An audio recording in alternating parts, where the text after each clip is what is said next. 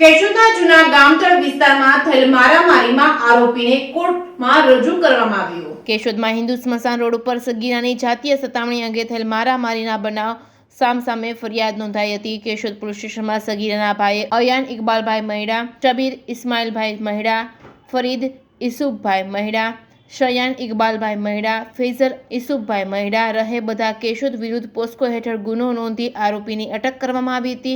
નામદાર કોર્ટ સમક્ષ રજૂ કરવામાં આવતા જૂનાગઢ જેલ હવાલે કરવામાં આવેલ છે। સામા પક્ષે અયાન ઇકબાલભાઈ મહેડા ઉંમર વર્ષ 22 રહે રીંગણીવાડી કેશોદવાળાએ નોંધાવેલ ફરિયાદ મુજબ આસિફભાઈ બોધુભાઈ સોઢા, નદીમ બોધુભાઈ સોઢા, સોહેલ બોધુભાઈ સોઢા, કુશુદ રફીકભાઈ સોઢા, જુનેદ રફીકભાઈ સોઢા રહે તમામ મકસૂદ ચોકની બાજુમાં કેશોદ દ્વારા કાયદા વિરુદ્ધની મંડળી રચી પોતાનો સમાન ઈરાદો પાર પાડવા સારું તેમજ છરી તથા લાકડી જેવા ઘાતક હથિયાર લઈ જાહેરમાં મન ફાવે તેમ અપશબ્દો બોલી ઢીકાપાટોનો માર મારી ફરિયાદીને શરીર ઉપર મૂંઢ ઈજા પહોંચાડી પોતાની પાસે રહેલ છરી વડે ડાબા પડખામાં ઈજા કરી જાનથી મારી નાખવાની ધમકી આપી જિલ્લા મેજિસ્ટર જૂનાગઢના હથિયારબંધી જાહેરનામાનો ભંગ કરી ગુનો નોંધી અટક કરવામાં આવી હતી। જામીન પાત્ર ગુનો હોય તપાસ પૂર્ણ કરી હતી। કેશોદ પોલીસ વિભાગના DYSP B C Thakkar, police inspector B B Koli, police sub inspector B K Chavda,